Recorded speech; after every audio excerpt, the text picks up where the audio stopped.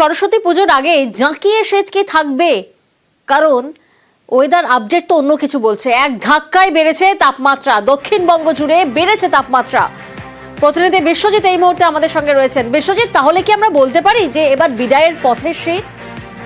একদমই, কার্যত শীতের বিদায় ফেব্রুয়ারির মাঝামাঝি হয়ে যাবে, এটা নিশ্চিত করে জানিয়ে দিয়েছে আবহাওয়া দপ্তর। কিন্তু তার আগেই আবহাওয়ার যে খামখেয়ালিপনা, তাতে দেখা যাচ্ছে গত 2-3 দিনে 14 থেকে 17 ডিগ্রির ঘরে, 17 থেকে একেবারে এক লাফে 21 ডিগ্রির ঘরে তাপমাত্রা। অর্থাৎ কলকাতায় আজ 21 ডিগ্রি সর্বনিম্ন তাপমাত্রা, যা স্বাভাবিকের 6 ডিগ্রি সেলসিয়াসের উপরে। কাজেই শীত যে উধাও হয়ে গেছে এ কথা বলার অপেক্ষা রাখে না। সকাল সন্ধ্যে হালকা শীতের আমেজ আরো কয়েকদিন থাকবে, কিন্তু তারপর দিনের বেলা শীত উধাও হয়েছে এবং সারা দিনভর শীত উধাও হয়ে যাবে ফেব্রুয়ারির মাঝামাঝি থেকে। সরস্বতী পুজোতেও এরকমই আবহাওয়া থাকবে, অর্থাৎ সর্বনিম্ন তাপমাত্রা ও সর্বোচ্চ তাপমাত্রা দুটোই স্বাভাবিকের উপরে থাকবে। সর্বনিম্ন তাপমাত্রা স্বাভাবিকের অনেকটা উপরে থাকবে, এমনটাই পূর্বাভাস। সকালের দিকে হালকা মাঝারি কোথাও কুয়াশা থাকতে পারে, কিন্তু দিনভর কোথাও আংশিক মেঘলা আকাশ, কোথাও বা পরিষ্কার আকাশ থাকবে। বৃষ্টির কোনো সম্ভাবনা নেই।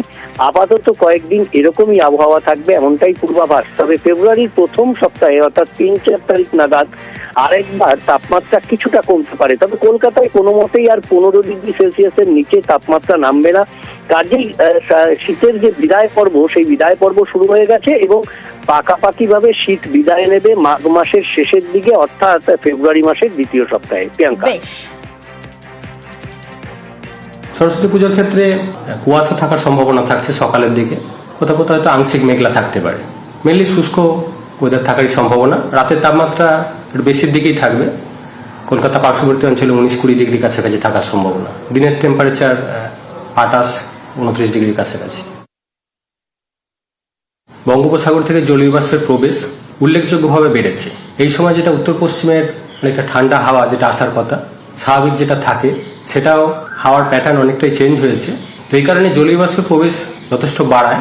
সামগ্রিকভাবে দক্ষিণবঙ্গে আগামী 3 দিনে আরও 2 থেকে 4 ডিগ্রি মতো রাতের তাপমাত্রা বাড়ার সম্ভাবনা রয়েছে। ফলে ঠান্ডাটা অনেকটাই কমে যাবে আগামী কয়েকদিনে। দিনের তাপমাত্রাও বেশ খানিকটা বাড়বে।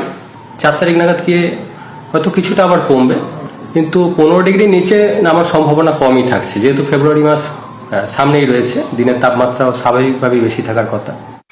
কলকাতা বইমেলায় মমতা বন্দ্যোপাধ্যায়ের নতুন বই, তাতে রয়েছে আগের একাধিক ভোটযুদ্ধের কাহিনী, আর রয়েছে 26 বিধানসভা ভোটের রণকৌশলের ইঙ্গিত।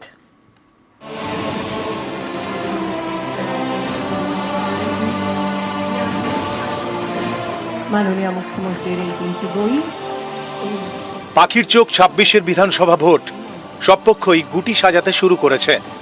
এই পরিস্থিতিতে বই লিখে তৃণমূলের রণকৌশলের ইঙ্গিত দিলেন মমতা বন্দ্যোপাধ্যায়।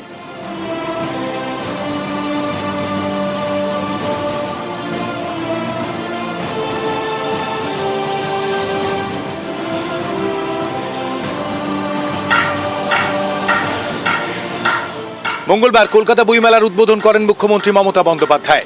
তাঁর লেখা 3টি বই প্রকাশিত হয়, স্যালুট টু, লিপিবদ্ধ কিছু কাজ এবং বাংলায় নির্বাচন ও আমরা।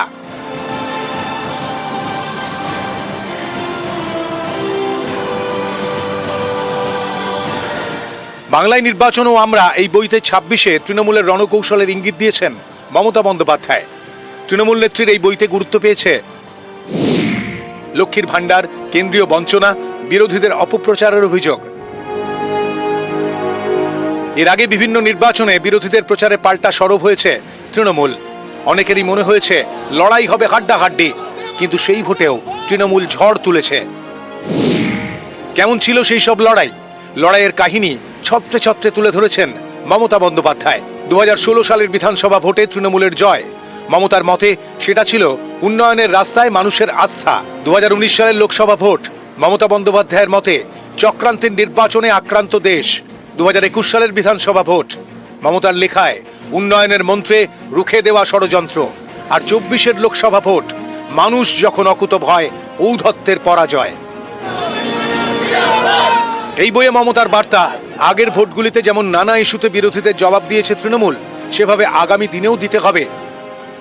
মমতা বন্দ্যোপাধ্যায় কিভাবে এগুলো সমস্তটা সার্বিক রাজনৈতিক বিরোধিতা, রাজনৈতিক চক্রান্ত, কুৎসা, বিভিন্ন স্টেপগুলোকে অতিক্রম করে কিভাবে তৃণমূল কংগ্রেস জিতেছে সেটাও বলেছেন, এবং এই সার্বিক লড়াইয়ের স্পিরিটটা আগামী দিনের লড়াইতে নিশ্চিতভাবে তৃণমূল কংগ্রেসকে উদ্বুদ্ধ করবে, উৎসাহিত করবে। যিনি গোটা পরিস্থিতিটা দেখতে পাচ্ছেন তিনি কিন্তু মমতা বন্দ্যোপাধ্যায়, ফলে তার মূল্যায়নে যেটা সেটাই চূড়ান্ত। মমতা বন্দ্যোপাধ্যায় তৃণমূলের মুখ, সম্পদ, এবং মানুষ মমতা বন্দ্যোপাধ্যায়কে দেখেই তৃণমূলকে ভোটটা দেন।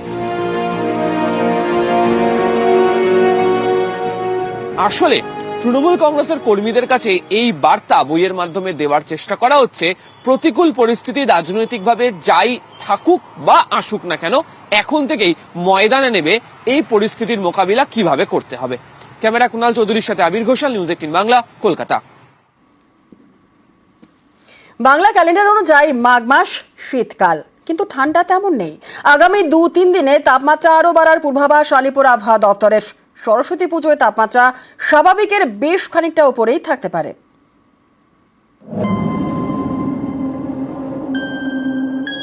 এক মাঘে শীত যায় না, মাঘের শীতে বাঘ পালায়।